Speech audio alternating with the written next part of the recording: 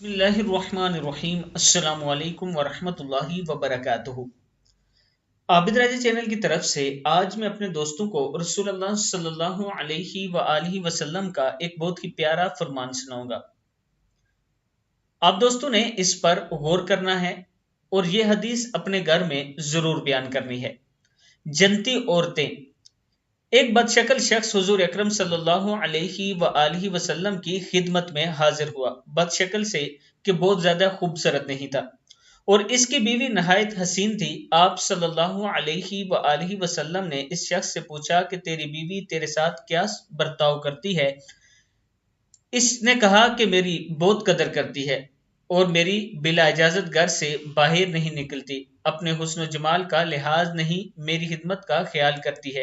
یہ سن کر آپ صلی اللہ علیہ وآلہ وسلم نے فرمایا کہ جاؤ اور اس سے کہہ دو کہ وہ جنتی عورتوں میں سے ہے، کیونکہ باوجود حسن و جمال کے اپنے شوہر کی تابعداری کرتی ہے، اس کی بدصورتی پر نہیں جاتی۔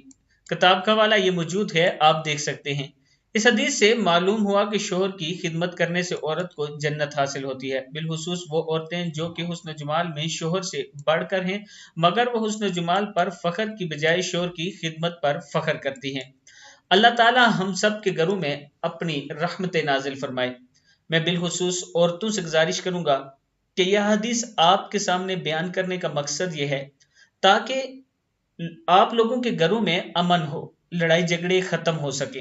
اگر ہم رسول اللہ صلی اللہ علیہ وآلہ وسلم کی بات کو منون لے لیں، اس پر اعتراض نہ کریں یا اس پر حجتیں نہ کریں، بلکہ یہ فرمان آپ صلی اللہ علیہ وآلہ وسلم کا آپ تک پہنچ گیا، آج سے ابھی سے ہی آپ نے یہ ارادہ کر لینا ہے کہ اس سے پہلے جو ہو گیا وہ ہو گیا، آج کے بعد میں اپنے شوہر کی خدمت کروں گی، تو انشاءاللہ اللہ تعالیٰ آپ کو جنت دنیا میں بھی اور آخرت میں بھی دونوں میں کامیاب فرمائے گا۔